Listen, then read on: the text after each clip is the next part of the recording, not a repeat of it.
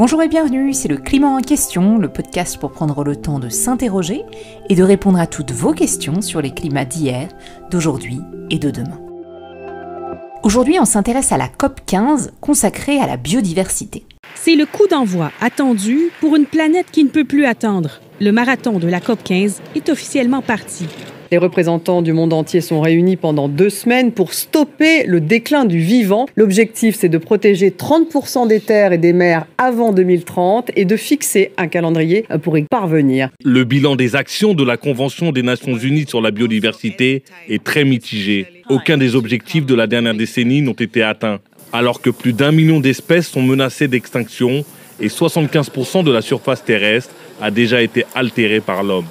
L'humanité est devenue une arme de destruction massive, a lancé Antonio Guterres, en appelant les négociateurs du monde entier à ne pas se laisser berner par les puissants lobbies. Oublions les rêveries de certains milliardaires. Il n'y a pas de planète B.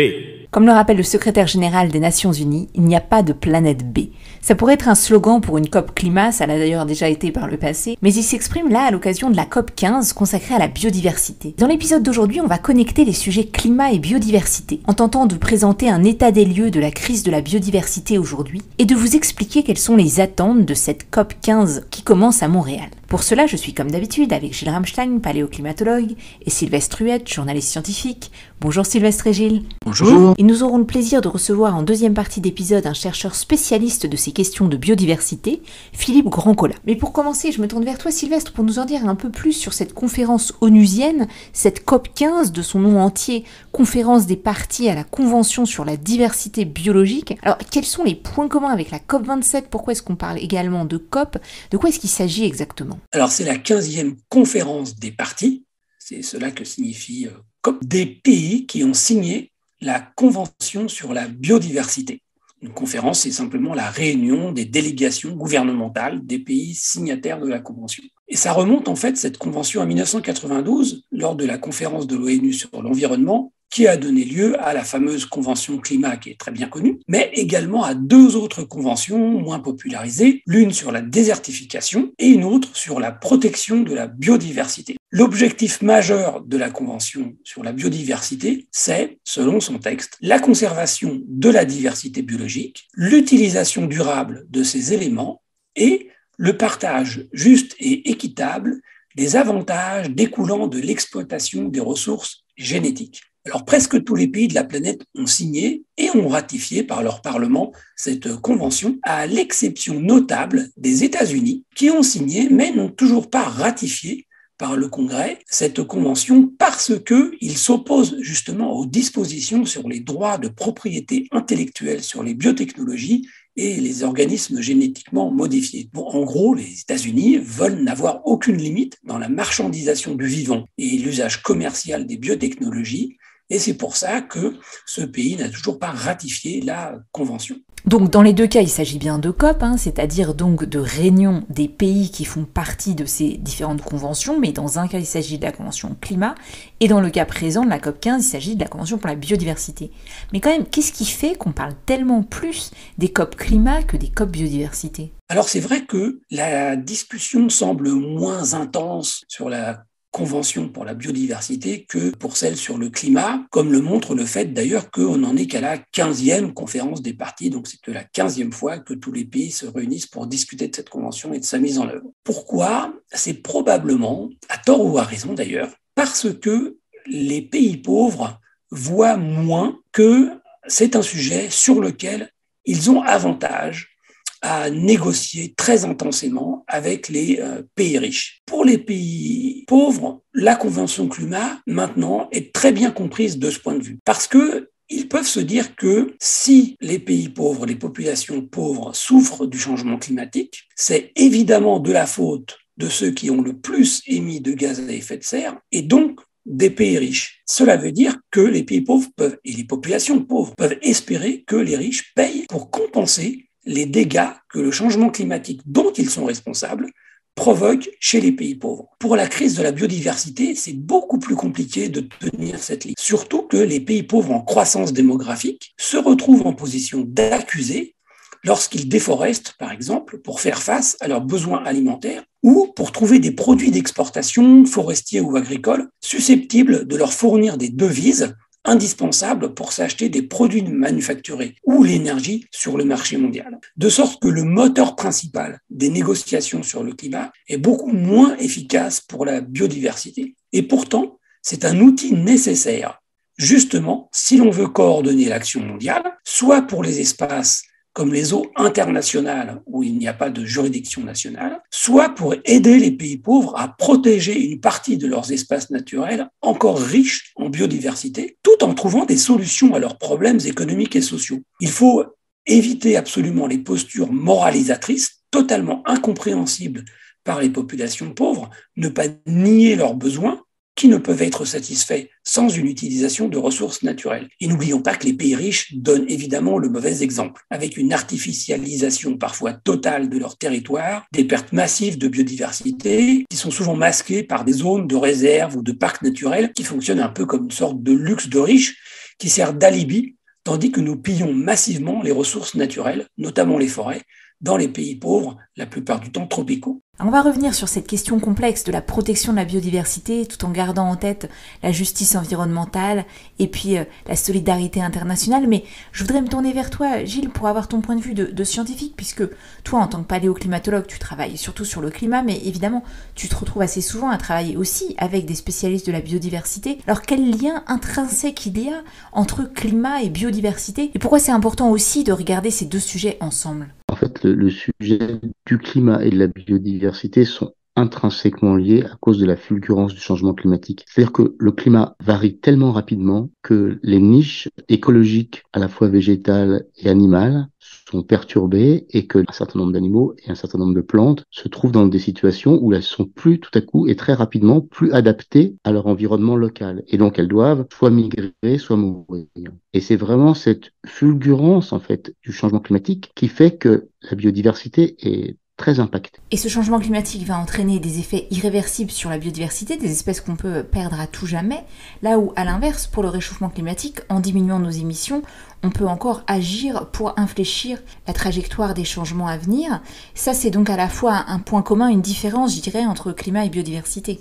Alors c'est pas vraiment la même chose, hein. Quand on parle d'irréversibilité en termes climatiques, je vais donner un exemple tout de suite. Quand on dit voilà, la remontée du niveau marin va faire irréversiblement submerger des îles. Bon, cet irréversiblement-là, c'est un irréversiblement qui est sur des grandes échelles de temps, c'est-à-dire que effectivement, la fonte des calottes de glace va faire monter le niveau marin et va submerger des îles. Et à l'échelle de l'humanité, cette submersion-là, on dit qu'elle est irréversible. Évidemment, à des échelles de temps plus longues, des centaines de milliers d'années, s'il y a de nouveau des cycles glaciaires, interglaciaires, on va avoir des changements de niveau marin à nouveau. Par contre, en biologie, c'est très différent. En biologie, des espèces qui disparaissent, elles disparaissent définitivement. Ça, c'est totalement irréversible. On ne peut pas recréer une espèce qui a disparu. Et donc, vraiment, les aspects d'irréversibilité, dans les deux domaines, c'est le même mot, mais c'est pas toujours la même réalité qu'il y a derrière ces mots-là. Et ce qui est spectaculaire, et c'est pour ça que une certaine forme d'analogie est entre ce qu'on vit maintenant et des événements passés, les extinctions massives, c'est le nombre d'espèces qui est en train de disparaître. Alors dans ce qu'on appelle les 5 extinctions massives les plus importantes,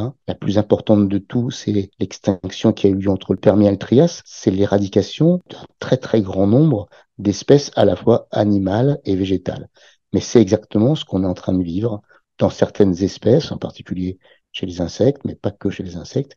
Il y a une disparition extrêmement massive et cette disparition, elle est associée au changement climatique, mais pas que. C'est-à-dire qu'il y a un certain nombre de pollutions d'origine humaine, c'est-à-dire anthropiques, mais qui sont pas forcément directement liées au climat, qui produisent ces extinctions. Donc là, on voit bien le lien impact entre le réchauffement climatique et la biodiversité, même si, comme tu le dis, il y a évidemment d'autres causes également d'origine anthropique qui expliquent la crise de la biodiversité. Mais est-ce que ça fonctionne pas dans l'autre sens aussi? C'est-à-dire que finalement, la biodiversité a un impact sur le réchauffement climatique, cette fois-ci positif, et qu'en préservant la biodiversité, on aide à réduire les émissions, à capter plus de CO2 dans les sols et à se préparer aux impacts futurs du réchauffement climatique. Alors, oui, on peut aussi faire des liens inverses, c'est-à-dire par exemple, si on regarde la façon dont on va gérer le CO2. Alors là, effectivement, la biodiversité va être importante parce que si on gère intelligemment la biodiversité en particulier. Les forêts vont être capables de stocker du CO2 et donc d'avoir des changements climatiques moindres. Donc il y a évidemment aussi des liens entre la biodiversité et le climat. Et donc en fait, d'une certaine façon, on peut dire que ces deux COP sont les deux jambes d'une même personne, les deux facettes d'un même problème. Et c'est essentiellement parce que le changement anthropique est si fulgurant qu'il se décline en changement de la biodiversité. Évidemment, sur des échelles de temps très courtes, c'est catastrophique et c'est pour ça qu'on peut parler de, comme certains l'ont fait, de 6e extinction. À des échelles de temps beaucoup plus longues, il y aura une réorganisation à la fois du climat et de la biodiversité qui fera disparaître certaines espèces et qui permettra à d'autres d'émerger ou d'avoir plus d'importance. Mais pour ce qui nous concerne, nous, l'humanité, et pour les 50 à 100 ans qui viennent, c'est pas ces problèmes-là qui nous préoccupent. Les problèmes qui nous préoccupent, c'est bien à la fois que le climat change très vite et que donc l'homme change lui-même son environnement. Et ça devient tellement rapide qu'il se fragilise lui-même, en fait. Merci beaucoup pour cette introduction, Sylvestre Régil, et je retiens cette image de l'humanité qui marche sur ses deux jambes, avec une jambe biodiversité et une jambe climat, mais qui, en fragilisant son environnement, se fragilise elle-même. On va maintenant continuer à discuter de tout cela avec notre invité. Philippe Rancola, bonjour et bienvenue dans le Climat en question. Bonjour, merci. Alors vous êtes directeur de recherche au CNRS, le Centre national de la recherche scientifique, et vous êtes également directeur scientifique adjoint de l'Institut Écologie et Environnement, donc vous êtes un grand spécialiste de ces questions de biodiversité. Et justement, j'aimerais commencer par une question assez basique, mais quand même assez fondamentale, c'est comment est-ce qu'on peut définir ou expliquer en termes simples ce que c'est que cette biodiversité, et surtout, pourquoi est-ce que c'est tellement important ? Oui, tout à fait, c'est une question fondamentale, donc il faut bien l'expliquer. En fait, c'est un mot qui est apparu dans les années 80 et puis qui a été en fait introduit également au plan juridique par la convention du même nom, la convention sur la diversité biologique, qui est apparue au sommet de la Terre à Rio, donc en 92. Et en fait, tout simplement, c'est une contraction de la diversité du vivant, c'est-à-dire qu'on considère tout ce qui est vivant, mais au lieu de se focaliser sur les points communs entre les organismes vivants, le fait d'avoir un support de l'hérédité, une molécule d'ADN ou d'ARN, le fait de se développer, d'être constitué de cellules, etc. Ce qui fait le commun de tous les êtres vivants, puisqu'ils descendent tous d'un même ancêtre commun, et puis ce qui fait aussi le commun de tous les organismes modèles au laboratoire. Là, avec la biodiversité, on va se focaliser sur ce qui est différent entre ces organismes, parce que précisément, selon différences qui comptent par rapport à nous et qui comptent par rapport au fonctionnement des écosystèmes. Si on parle d'une abeille qui butine une fleur et qui permet la pollinisation, c'est-à-dire le transport du pollen d'une fleur à une autre, là on fait intervenir un insecte qui est capable de voler, qui se nourrit de pollen et de nectar, qui transporte du pollen sur son corps, et puis on fait intervenir une plante à fleurs qui a besoin en fait d'un organisme de ce type pour le transport du pollen et la fécondation sur une autre fleur. Donc d'emblée, on fait appel à des différences, à des caractéristiques, et c'est pour ça qu'on appelle ça la diversité du vivant, et c'est d'autant plus important en fait que bien sûr, on a tous besoin d'une grande diversité du vivant. On a besoin de différents organismes qui nous servent d'alimentation, différents fruits, différents légumes, éventuellement d'animaux si l'on n'est pas végétarien. On a besoin des bactéries qui sont dans notre propre corps, qui nous permettent de gérer notre immunité. On a besoin de tous les organismes qui sont associés aux organismes que l'on cultive. Et puis bien sûr, le monde avec sa régulation climatique, ses sols et l'ensemble de ses écosystèmes, il a besoin de tous ces organismes qui permettent aux écosystèmes de fonctionner. Donc voilà pourquoi on parle de diversité biologique et pourquoi aujourd'hui c'est si critique, puisque quand elle décline, on perd un certain nombre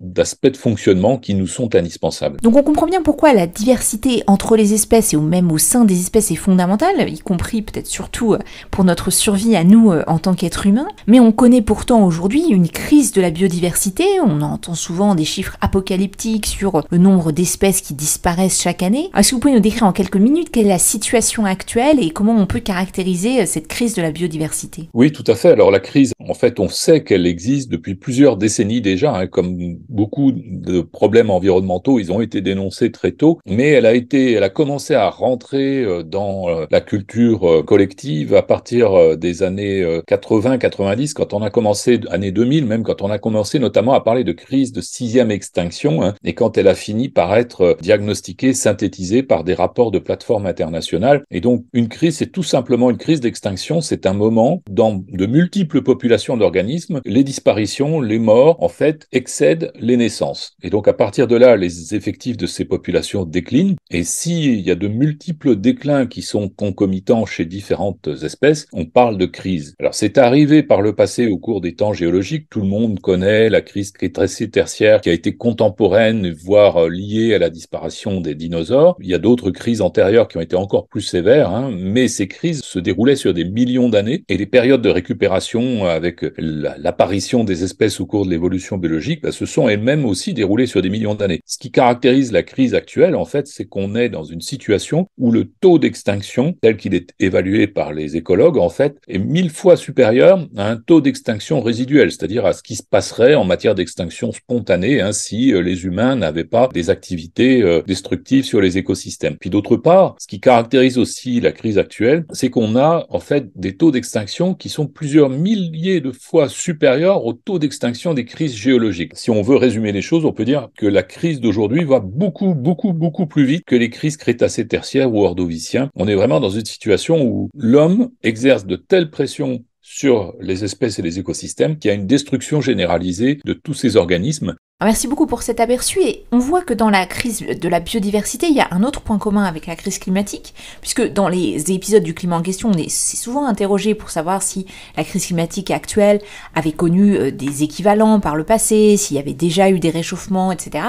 Et là, on voit qu'avec la crise de la biodiversité, vous nous dites que oui, évidemment, il y a déjà eu des grandes crises d'extinction, on connaît tous les dinosaures, mais que ce qui caractérise particulièrement la crise d'aujourd'hui, c'est sa rapidité, son ampleur, qu'on n'a pas connue et nous, on n'est pas des dinosaures, on n'a pas des millions d'années pour s'adapter, et c'est bien là le problème. Alors, un autre point commun avec le climat, c'est que vous avez aussi, au sein de la communauté scientifique qui travaille sur la biodiversité, constitué une plateforme internationale que vous mentionniez en passant. Alors, je voudrais m'y arrêter une seconde. Cette plateforme, elle s'appelle l'IPBES. Alors, c'est pas un acronyme beaucoup plus simple que le GIEC. Est-ce que ça fonctionne à peu près pareil ? Et on imagine déjà pour le climat, c'est compliqué. Mais alors, pour la biodiversité, où il s'agit de faire l'inventaire de l'ensemble des espèces sur l'ensemble du globe pour savoir comment tout ça va évoluer, ça doit vraiment être un travail titanesque. Alors effectivement, l'IPBES, c'est l'analogue du GIEC ou de l'IPCC pour la biodiversité. Et donc, en fait, l'acronyme veut tout simplement dire qu'il s'agit d'une plateforme intergouvernementale pour la biodiversité et les services écosystémiques. Et donc, comme pour le GIEC, on a des dizaines de pays qui sont représentés par des experts compétents qui se réunissent et puis qui prennent en compte toute la littérature scientifique sur des sujets donnés, qui en font une synthèse en gardant les aspects qui sont vraiment avérés, consensuels, sur lesquels il y a vraiment pour le moment absolument aucune discordance entre les scientifiques. Et donc effectivement, l'IPBES a eu pas mal de réunions depuis sa création qui étaient un peu postérieures à celle du GIEC, mais la réunion qui a vraiment marqué beaucoup la société, c'est celle de 2019 à Paris, où la synthèse en fait portait sur l'état de la biodiversité et l'état des services qui en découlent. Alors cette réunion en 2019 a expliqué que la littérature scientifique montre qu'on est en pleine crise, qu'on a en fait sous quelques décennies, donc vraiment à un rythme très rapide, des prévisions de disparition, alors soit de quasi-disparition, soit disparition, mais ça fera pas beaucoup de différence au plan quantitatif, de plus d'1 million d'espèces sur la planète. Il faut savoir qu'actuellement, on a à peu près 2 millions 3 espèces vivantes qui sont connues par la science, mais avec des méthodes statistiques, on sait qu'on a vraisemblablement, tout au moins dans les gros organismes, je ne parle pas des bactéries, des archées, de l'ordre probablement de 8 à 10 millions d'espèces en réalité qui existent sur Terre. Donc avec ces mêmes méthodes statistiques, on évalue qu'1 million, 1,2 million de ces espèces disparaîtraient à l'horizon 2050, c'est-à-dire presque un dixième ou un quart de ce qui existe actuellement sur Terre. Et la conséquence de ces disparitions, et l'IPBES en parle, c'est tout simplement qu'il y a un certain nombre de services qui risquent d'être amoindris. Ce qu'on appelle les services écosystémiques, c'est tout simplement la manière dont la nature, dont les organismes vivants contribuent au fonctionnement des écosystèmes et fonctionnement dont on a besoin. Donc, par exemple, si les insectes déclinent, ce qui est le cas dans les écosystèmes agricole, industrielle de l'hémisphère nord. Quand on perd 80% des populations d'insectes, évidemment, on perd peut-être quelques insectes dont on n'a pas vraiment envie de leur présence, mais par contre, on perd également 80% des populations de pollinisateurs. Et donc, on est dans une situation où les cultures plafonnent en termes de production. Voilà. Donc ces rapports de l'IPBES ou l'IBES, ils nous montrent tout un tas de conséquences très concrètes avec des impacts très directs sur nous en tant qu'êtres humains, pour nos modes de consommation, pour l'agriculture, etc. Ils nous montrent aussi que tout cela est dû à l'impact humain, ce qui est un autre point commun avec la crise climatique. L'IBES a diagnostiqué les raisons de ce déclin. Grosso modo, on peut dire qu'il existe 5 grandes catégories de causes, toutes d'origine humaine, qui provoquent ce déclin. Première catégorie, ce sont les changements d'usage des terres, qu'on appelle aussi conversion des milieux. Il s'agit tout simplement de, par exemple, la déforestation, de la destruction des zones humides, de la destruction des mangroves, de manière plus prosaïque, dans un paysage européen de l'hémisphère nord. Il s'agit aussi tout simplement de supprimer les haies, d'une manière générale de simplifier le paysage en remplaçant certains éléments d'écosystème par des éléments très transformés. Et avec ces ex-écosystèmes disparaissent les espèces qui sont contenues. On déforeste, on perd les espèces qui vivent dans la forêt. Si on déforeste à très large échelle, on va perdre toutes les espèces qui existent dans cet espace géographique. Deuxième cause, c'est l'extractivisme, les prélèvements que l'on fait dans la nature. Ça peut être bien sûr lié à la déforestation, par exemple. Si on prélève du bois, des arbres, on va déforester, mais ça peut être aussi dans le milieu marin la surpêche. Quand on pêche trop de poissons, les populations n'arrivent plus à se reconstituer. C'est le cas pour 1/3 des stocks de poissons actuellement qui sont en surpêche totale, sans parler de toutes les prises accessoires qui posent problème. Autrement dit, quand on pêche avec des moyens industriels, on essaye de choisir des bancs de poissons qui sont commercialisés, mais très souvent, on attrape avec ces bancs de poissons des organismes qu'on voulait pas pêcher, des dauphins, des requins, des tortues, etc. Et on provoque leur déclin de manière considérable, surtout si ces populations sont relativement réduites. Troisième cause sont les pollutions. Il y a beaucoup de pollutions, évidemment au premier chef, on pense tout de suite aux pesticides, qui sont des substances qui sont destinées à tuer des êtres vivants, donc bien évidemment, elles sont la cause de très nombreux déclins chez les insectes, chez les plantes, chez d'autres organismes aussi qui sont confrontés aux pesticides. Par exemple, tous les organismes qui vivent dans le sol, en règle générale, tolèrent très mal des doses très élevées et très rémanentes qui restent stables dans l'écosystème. Mais il y a bien d'autres pollutions, évidemment, possibles. Il y a des milliers de substances produites par la chimie de synthèse qui aujourd'hui sont présentes dans l'environnement et qui posent de graves problèmes, soit de perturbations endocriniennes, soit tout simplement de toxicité chronique, comme le plastique ou comme par exemple les marées noires aussi, qui arrivent malheureusement assez souvent. Quatrième cause, il s'agit du changement climatique. Quand la température globale du globe augmente, on a alors des écosystèmes entiers qui peuvent disparaître. On connaît le cas des récifs coralliens qui ne tolèrent pas bien l'élévation de la température marine. On a d'ailleurs consacré un épisode à cette question l'an dernier, pour celles et ceux que ça pourrait intéresser. Il y a bien d'autres exemples également en milieu terrestre, mais il y a aussi des effets beaucoup plus subtils et tout aussi dévastateurs. Quand on a par exemple des organismes qui étaient synchronisés au plan saisonnier, comme des papillons et des plantes par exemple, si le changement climatique les désynchronise, il peut tout simplement y avoir une cessation de leur existence parce que les uns les autres ne trouvent plus leur partenaire. Puis enfin, il y a aussi tous les aléas. Quand on a un méga feu de forêt, comme en Nouvelle-Galles du Sud, en Australie par exemple, il y a quelques temps, tous les organismes qui sont dans cette zone incendiée, évidemment, disparaissent et quand les populations sont relativement limitées, ça peut amener à leur extinction. Dernière cause, grande cause de déclin de la biodiversité identifiée par l'IPBES, c'est l'introduction d'espèces exotiques envahissantes. Il faut savoir que nos transports aériens et maritimes ont augmenté de 1000% durant les 50 dernières années. Et évidemment, avec ce transport, il y a beaucoup d'organismes qui font du bateau-stop ou de l'avion-stop, si je puis dire. On en connaît près de nous de nombreux. En Europe, par exemple, on a vu l'arrivée du frelon asiatique qui prédate les abeilles. On a vu l'arrivée du moustique tigre qui est introduit, qui en plus profite du changement climatique et qui est potentiellement vecteur d'un certain nombre de maladies qu'on considère ordinairement comme tropicales. Et puis, il y a d'autres espèces qui posent problème aux cultures ou qui sont réservoirs de maladies, par exemple comme le ragondin. Aujourd'hui, on compte plus de 40 000 espèces envahissantes qui ont changé de répartition dans le monde sous notre influence. Et le coût de ces introductions, quand elles sont confrontées à des écosystèmes qu'on pourrait qualifier de naïfs, peut être absolument colossal. Donc c'est l'ensemble de toutes ces causes, souvent en interaction, qui provoquent ce déclin.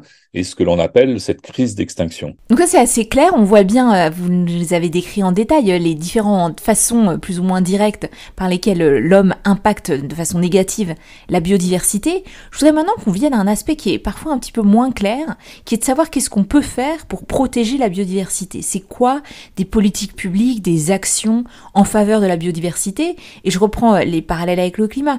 Pour le climat, c'est relativement clair, on sait qu'en gros, il faut diminuer les émissions. Pour diminuer les émissions, il faut par exemple diminuer notre consommation ou notre production d'énergie fossile. Mais comment est-ce qu'on fait pour protéger la biodiversité? Est-ce que c'est seulement des parcs ou des zones des réserves où la biodiversité serait protégée et intacte? Ou est-ce qu'il y a tout un tas de solutions ou d'actions qui peuvent être mises en place? Est-ce que vous pouvez nous en donner quelques exemples très concrets? Oui, tout à fait. En fait, le gros problème des actions qui devraient être favorables à la biodiversité, c'est qu'elles doivent être intégralement ou de manière vraiment globalement favorable à la biodiversité. Parce que très souvent, on voit des solutions technologiques qui prétendent pallier un manque, une carence, un déclin. Le problème de ces solutions, comme par exemple d'imaginer des drones pollinisateurs, c'est qu'elles ont toutes, que l'on peut appeler des externalités, des conséquences qui sont très négatives et qui vont nuire par ailleurs soit à cette biodiversité, soit à une autre partie de la biodiversité, et donc au lieu de solutionner le problème, on va l'augmenter. Donc de fausses bonnes idées, pas des vraies solutions. Donc aujourd'hui, le problème en fait, c'est non plus d'avoir une attitude extérieure à la biodiversité, et puis d'essayer de choisir quelques espèces qui nous arrangent. C'est ce qu'a fait l'homme de tout temps avec la domestication, avec l'élevage, avec l'agriculture, avec le prélèvement de ressources comme le bois par exemple. C'est une activité qui était viable jusqu'à un certain point, tant que les humains n'étaient pas trop nombreux et qu'ils ne disposaient pas de moyens industriels, technologiques qui permettaient des dévastations très rapides. Le problème, c'est qu'aujourd'hui, on se trouve dans une situation où nos moyens ont augmenté, nos populations ont augmenté également, et donc on a une action qui est beaucoup plus importante qu'elle ne l'était autrefois. Donc l'idée, c'est justement de substituer à nos actions habituelles ce que l'on appelle des solutions fondées sur la nature, tout simplement le fait d'utiliser des trajectoires passablement naturelles dans des écosystèmes à notre bénéfice, mais aussi au bénéfice du reste de la biodiversité, ce qu'on appelle les co-bénéfices, en quelque sorte, on pourrait appeler une stratégie gagnant-gagnant entre les humains et le reste de la biodiversité, et avec le moins de conséquences négatives pour les écosystèmes en question ou pour les écosystèmes adjacents. Donc, par exemple, tout simplement, si on veut essayer de réguler le climat, d'atténuer les effets du dérèglement climatique, on va essayer de favoriser des écosystèmes dans lesquels il y a une captation du carbone ou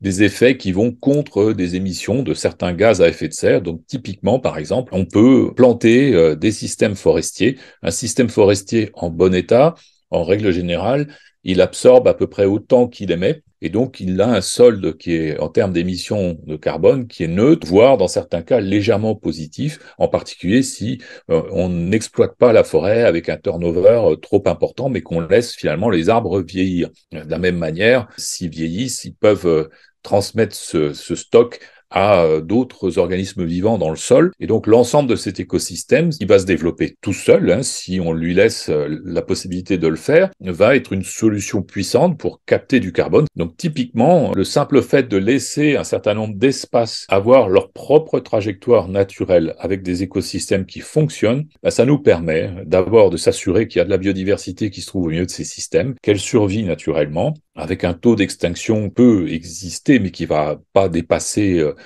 des valeurs importantes. Et puis, on va s'assurer que les effets de ces écosystèmes, les services produits par ces écosystèmes nous sont bénéfiques. D'accord, mais j'en reviens à ma question. Du coup, pour laisser les forêts se régénérer, donc il faut ne pas les déforester, leur laisser le temps de se développer, aux écosystèmes complexes de se former, etc. Mais du coup, est-ce que ça veut dire ne pas intervenir, créer des zones réserves, sanctuaires de biodiversité hors de toute intervention humaine? Parce que ça, c'est pas forcément du coup très réaliste à grande échelle, en particulier dans des zones très fortement peuplées. Alors évidemment, les trajectoires les plus naturelles des écosystèmes, on va les trouver dans des endroits où les humains n'interviennent que très peu ou pas du tout. Donc typiquement des parcs ou des réserves. Bien évidemment, en fait, il n'est pas possible d'en mettre partout. En particulier quand il y a des humains, il faut que ces parcs et ces réserves aient des politiques d'usage des terres qui soient compatibles avec les populations locales. On a trop souvent, dans une vision un peu naïve occidentale, et passablement atroce, on a trop souvent provoqué l'éviction des peuples autochtones qui vivaient au milieu des zones que l'on voulait mettre en réserve. Alors cela dit, faire des parcs et des réserves, c'est une solution fondée sur la nature, mais ça suppose pas pour autant qu'on a un blanc-seing pour faire n'importe quoi en dehors. Si on met, comme c'est négocié en ce moment dans la COP 15, si on essaye de mettre 30% de territoire en réserve, encore faudrait-il que ça soit sincère, et que ça soit vraiment des parcs et réserves où les degrés de protection sont importants. Pour autant, la situation ne sera pas résolue si on a une mauvaise conduite des écosystèmes plus modifiés qui se trouvent en dehors. D'où la nécessité de restaurer des écosystèmes qui sont déjà perturbés, puis la nécessité de lever les pressions dans ces autres parties d'écosystèmes que l'on fait peser sur la biodiversité, c'est-à-dire celles qu'on a énoncées à propos du diagnostic de l'IPBES. D'une manière générale, sur la planète, il faut convertir le moins possible de milieux naturels, il faut polluer le moins possible. Si on atténue le changement climatique, on peut espérer que ces effets soient moins forts sur la biodiversité, puis essayer de limiter le transport des espèces exotiques envahissantes, et bien sûr à ne prélever que dans des quantités qui permettent la régénération des stocks, qu'il s'agisse d'arbres, de poissons ou d'autres organismes vivants. Oui, ça pourrait d'ailleurs être un slogan pour cette COP, de vivre en harmonie avec la nature, en tout cas en respectant sa capacité de régénération. Donc j'en viens maintenant à cette COP 15. Vous avez mentionné l'un de ses objectifs, 30% de protection des surfaces terrestres et marines à horizon 2030. Qu'est-ce que vous attendez des négociations qui démarrent à Montréal? Ce sont toujours des réunions qui sont difficiles, bien sûr, puisque une réunion de ce type, dedans, il y a presque 200 pays avec des intérêts différents, avec des capacités à gérer des situations différentes, avec des budgets différents, avec des cultures différentes. Donc, confronter toutes ces cultures et tous ces intérêts différents, c'est toujours une situation très complexe. Ce que l'on peut attendre de la COP 15, c'est qu'elle arrive à mettre en place un nouveau cadre mondial pour la gestion durable de la biodiversité. C'était déjà un espoir qui était porté par une des COP précédentes en 2010 au Japon à Aichi, où on avait mis en place des critères sur lesquels les États devaient converger. Et malheureusement, 10 ans après, on se rend compte que les États n'ont pas du tout convergé sur ces critères-là. Donc, ce que l'on peut attendre de la COP 15, c'est d'avoir un nouveau cadre mondial dans lequel il y a des critères, des solutions fondées sur la nature qui permettent que les écosystèmes aillent mieux. Et puis surtout qu'il y ait un suivi de ces mesures pour s'assurer qu'encore une fois, on ne signe pas un accord contraignant et puis qu'au final, on finisse par ne pas suivre malgré tout les mesures que l'on a endossées. Et puis troisième élément, évidemment, ce qui est important, c'est qu'il y ait un fonds, un budget pour permettre aux pays les moins dotés de mener ces politiques au même titre que les pays riches. Et là, évidemment, c'est une négociation budgétaire qui risque d'être compliquée. Alors, on peut aller un peu plus dans le détail des mesures qui font partie du cadre mondial pour la biodiversité. Grosso modo, en fait, il s'agit de, quelque part, lever les pressions sur les écosystèmes. Donc, une mise en réserve de territoire, encore faut-il, je me répète, qu'elle soit sincère. Actuellement, par exemple, en Méditerranée, on a un peu plus de 10% d'aires marines protégées. Ce qui est réellement protégé, c'est 0,04% de la surface de la Méditerranée. Donc, c'est très, très peu. Donc, si on dit qu'on va aller à 30% de surface protégée, il faut absolument que ça soit vraiment 30% de surface réellement protégée, ce qui pour le moment n'est pas inscrit dans la négociation. Et puis, par ailleurs, en dehors de cet espace, il faut que on arrive à des accords sur une transition agricole, sur des moindres pollutions et sur des restaurations d'écosystèmes. Et là, ce sera peut-être même encore plus difficile parce que là, évidemment, il y a des contradictions au plan économique entre ces mesures et la situation des différents États. On suivra ces différents éléments pendant ces semaines de négociation et on reviendra sur le bilan de la COP 15 à la rentrée 2023. On arrive malheureusement à la fin de cet épisode. Je voudrais juste vous poser une question très rapide pour bien comprendre aussi pourquoi c'est tellement difficile de communiquer sur la biodiversité, sur cette COP 15, en revenant sur cet objectif chiffré là de pourcentage de préservation d'une certaine zone du monde. Est-ce que finalement le problème, c'est pas un peu comme ce qu'on disait tout à l'heure par rapport au climat, qu'on n'a pas une métrique unique pour le climat?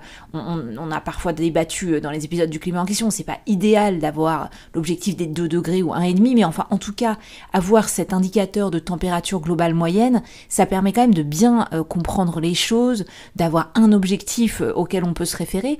Est-ce qu'il nous manque manque pas un peu ça pour la biodiversité? Et en même temps, évidemment, c'est très compliqué. Est-ce que c'est le nombre d'espèces qu'il faut? Est-ce que c'est un pourcentage d'une zone marine ou terrestre? Mais enfin, tout dépend ce qu'il y a dans cette zone et puis comment elle est vraiment protégée. Enfin, qu'est-ce que c'est le bon indicateur en biodiversité, ou est-ce que c'est pas possible d'en trouver un qui soit suffisamment bien? Alors pour la biodiversité, c'est vrai qu'on a proposé plein de métriques. La métrique la plus usuelle, c'est tout simplement la richesse en espèces.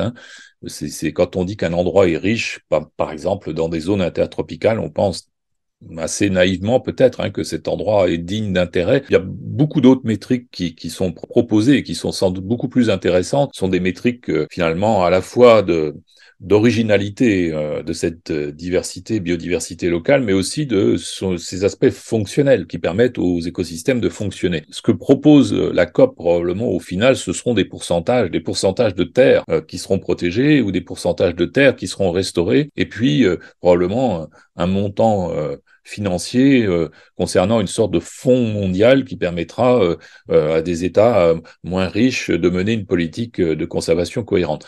Le seul problème, c'est jusqu'à quel point ces chiffres seront sincères. Encore une fois, si l'on dit qu'il y aura 30% d'aires terrestres ou marines protégées à la surface du globe, mais que les mesures de protection à l'intérieur de ces aires sont extrêmement faibles, évidemment, c'est un chiffre dont la signification sera infiniment moins intéressante, et c'est un élément dans les négociations auquel on doit prêter une très forte attention. Eh bien, on y prêtera en effet une grande attention, et puis on fera un débrief de cette COP15 après les fêtes de fin d'année.